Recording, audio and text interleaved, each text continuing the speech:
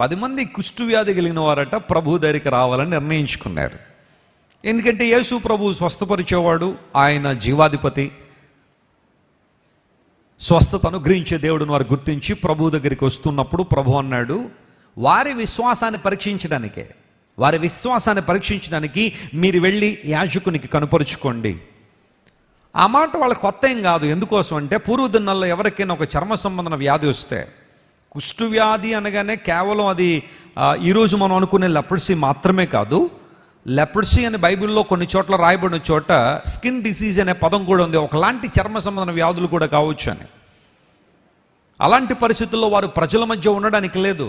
ఎందుకోసం అంటే ఆ కాలంలో వారు ప్రజల మధ్యకు రావడం ద్వారా ఆ వ్యాధి ఇతరులకు కనుక ప్రబలితే, ఇప్పుడంత మెడికల్ టెక్నాలజీ కానీ లేదా సైన్స్ అండ్ టెక్నాలజీ ఆ కాలంలో లేదు కాబట్టి అలాంటి వారిని ఊరికి దూరంగా పెట్టేవారు. ఐసోలేషన్, లేకపోతే వాళ్ళని తీసుకెళ్ళి క్వారంటైన్లో పెట్టడం. కరోనా వచ్చిన తర్వాత ఈ పదాలు ఎక్కువ మనకు తెలిసిన, క్వారంటైన్లో ఉన్నారండి, లేదా ఐసోలేట్ చేసేసారండి, దూరంగా పెట్టేశారండి, ఆ పేషెంట్ని ఎక్కడో ఉంచారండి, ఇలాంటి పదాలు మనం వింటున్నాం కదా. ఆ టైంలో కూడా అలాంటి వ్యాధి వచ్చిన వాళ్ళని దూరంగానే పెట్టేవారు. ఎందుకంటే అక్కడ ప్రజలందరూ కూడా దగ్గరగా ఉండేవారు కాబట్టి 10 మందికి ఆ వ్యాధి రాకుండా ఉండాలని. ఎప్పుడైతే వారికి ఆ వ్యాధి తగ్గింది అని వారికి అనిపించిందో, మరలా పాళెములోనికి రావాలి అంటే, ప్రజల మధ్యకి రావాలంటే యాజకుడు పర్మిషన్ ఇవ్వాలి. యాజకుని దగ్గరికి రావాలి, తమను తాము కనుపరుచుకోవాలి. అయ్యా, ఒకప్పుడు మాకు ఆ వ్యాధి ఉందని, ఇప్పుడు లేదండి, పరీక్షించినప్పుడు యాజకుడు వారిని పరీక్షించి వారికి తగిన కొన్ని కార్యక్రమాలు చేపట్టిన తర్వాత అప్పుడు మరలా పాళెములోనికి వారిని పంపించేవాడు. యేసుప్రభు ఏమన్నాడు తెలుసా? మీరు వెళ్ళి యాజకుని కనుపరుచుకోండి అన్నాడు. వాస్తవానికి వ్యాధి తగ్గిన తర్వాత కదా వెళ్ళాలి. ప్రభు ఇప్పుడే వెళ్ళమంటున్నాడు. ఏంటి అంటే ప్రభు యొక్క ఉద్దేశం ఏంటో తెలుసా? ఆయన మాటకు లోబడగానే వారి జీవితంలో అద్భుతాలు జరగాలని దేవుడు నిర్ణయించాడు. ఇప్పుడు వారిలో ఎంతమందికి అయితే విశ్వాసం ఉంటుందో వారే యాజకుని దగ్గరికి వెళ్ళడానికి ప్రయాణం కడతారు. అలా కాని పక్షంలో తీరా వెళ్తామండి, మా వ్యాధి ఆయన ముందు నిలబడితే మళ్ళీ ఇంకొంచెం క్వారంటైన్ ఎక్స్టెండ్ చేస్తే పరిస్థితి ఏంటి? తగ్గిన తర్వాత వెళ్ళమంటే వెళ్తాం, కానీ వ్యాధి ఉండగానే యాజకుని దగ్గర వెళ్ళమంటాడేంటి? ఈయన మాటల్లో ఏమైనా అర్థం ఉందా? పరిస్థితులు ఏమన్నా ఈయనకి తెలుసా? ఇక్కడ జరుగుతున్న పరిస్థితుల మీద ఆయనకు అవగాహన ఉందా అని కనుక ఎదురు ప్రశ్నిస్తే ఆ వ్యక్తి ఖచ్చితంగా తన ప్రయాణాన్ని ప్రారంభించలేడు. In fact those 10 lepers, they started their journey by faith. విశ్వాసం ద్వారా 10 మంది కూడా ప్రభువు చెప్పిన మాటను బట్టి యాజకుని దగ్గరికి వెళ్ళడం ప్రారంభించారు. తగ్గిన తర్వాత వెళ్ళాల్సిన వారు తగ్గక మునిపే తమ ప్రయాణాన్ని ప్రారంభించారు. ఎందుకోసం తెలుసా? ఆ మార్గం మధ్యలో అద్భుతం జరుగుద్దని ఆశించారు. ఆమేన్, ప్రైజ్ ది లార్డ్. కొన్నిసార్లు దేవుడు నీకు చెప్పిన మాట కూడా నీకు అర్థం కానట్టు అనిపిస్తుంది. లాజిక్కి అందదు, రీజనింగ్ అందదు. నేను ఎలా అనుకుంటే దేవుడు ఎలా చెప్పాడేంటండి?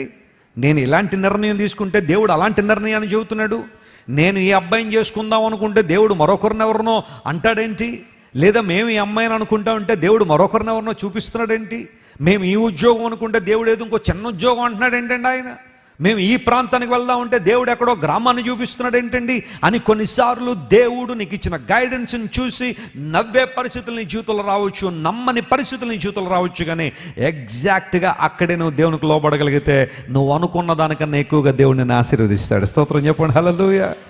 God will bless you more than your expectation because you are obeying to the voice of Almighty God. సర్వాన్ని సృష్టించిన దేవుని మాటకు నువ్వు లోబడుతున్నావు కాబట్టే ప్రభువు నిన్ను ఏం చేయగలడు? ఆయన ఆశీర్వదించగలడు.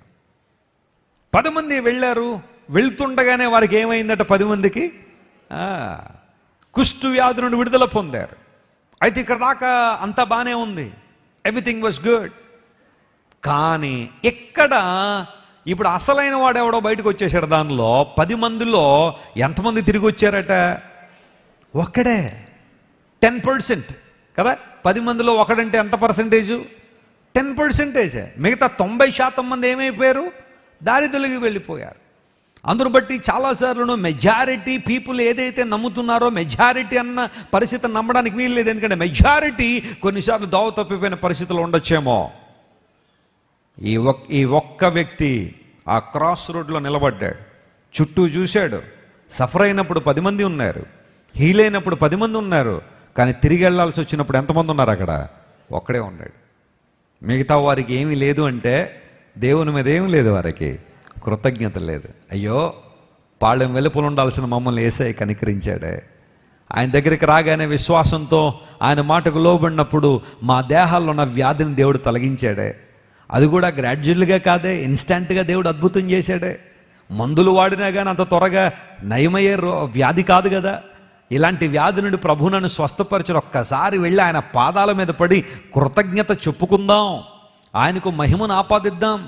ప్రభువా నీ ద్వారా ఈ మేలు పొందుకున్నానయ్యా అని ఆయన ఒక్కసారి స్తుతిద్దామన్న ఆలోచన 90% అంటే 9 మందిలో కనబట్టలేదు, ఒక్కడ మాత్రం నిలబడ్డాడు. ఎవ్వరు నాతో వచ్చినా రాకపోయినా, స్తోత్రం చెప్పండి హల్లెలూయా.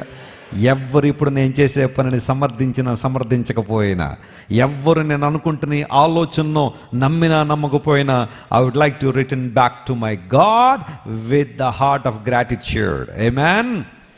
కృతజ్ఞత కలిగిన మనసుతో తిరిగి వెళ్తాను. I would like to fall down at his feet. ఆయన పాదాల మీద నేను పడతానని తిరిగి వచ్చాడు, ప్రభు పాదాల మీద పడ్డాడు. నేను అనుకుంటాను ఇప్పుడు దేవుని దృష్టిలో అసలు సిసలైన వ్యక్తి అంటూ ఎవరైనా ఉంటే ఎవరన్నమాట, మిగతా 9 మంది ఎక్కడికి వెళ్ళిపోయి ఉంటారు? ఆ 9 మంది ఎక్కడ ప్రయాణం చేసి ఉంటారు? ఆలోచించేయండి. అందులో ఒకడు ఉంటాడు, అన్నయ్య ఎప్పటిదాకా ఈ వ్యాధితో చాలా ఇబ్బంది పడిపోయి సినిమాలు ఏం కవర్ చేయలేకపోయాను, ఒక్కసారి నన్ను వదిలేసామంటే మొత్తం మన ఊర్లో ఎన్ని సినిమా హాళ్ళు ఉన్నాయో వరుసపెట్టి అన్నీ కవర్ చేసేస్తారని చెప్పి వాడు వెళ్ళిపోయి ఉంటాడు కదా. మరొకడేమో, అన్నయ్య ఇప్పుడు దాకా నేను ఈ వ్యాధితో చాలా ఇబ్బంది పడిపోయాను, ఇప్పుడేమన్నా మిస్టర్ యూనివర్స్ ప్రోగ్రాంలు ఏమైనా ఉంటే చూడు, అక్కడ పరిగెడుతున్నాడు. మరొకడు పరిగెత్తాడేమో, వ్యాపారం కోసం ఒకటి పరిగెత్తుండొచ్చు, ఉద్యోగం కోసం ఒకటి పరిగెత్తుండొచ్చు, వివాహం కోసం ఒకటి పరిగెత్తుండొచ్చు, మరొక కార్యక్రమాల కోసం మరికొంతమంది పరిగెత్తుండొచ్చు. కానీ యేసు ప్రభువు తిరిగి వెళ్ళడమే నా జీవిత పరమార్థం అని గుర్తించాడు. ఒకడు తిరిగి వచ్చాడు. స్తుతి తన జీవితంలో అద్భుతాలు చేసింది. స్తోత్రం చెప్పండి హల్లెలూయా.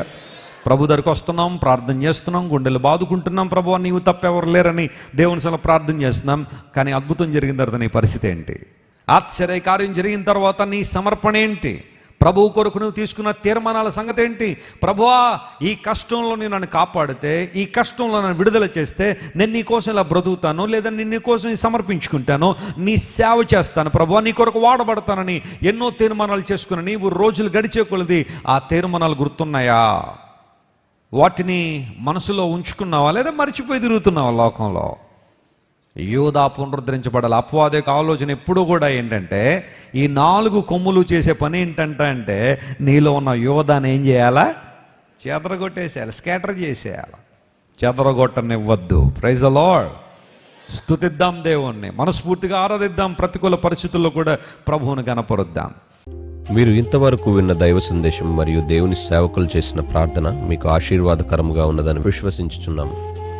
ఈ సందేశాన్ని మీ స్నేహితులకు, బంధువులకు షేర్ చేయండి. మీకు ఏదైనా ప్రార్థన అవసరత ఉన్నచో మా ఫోన్ నంబర్లకు కాల్ చేయండి.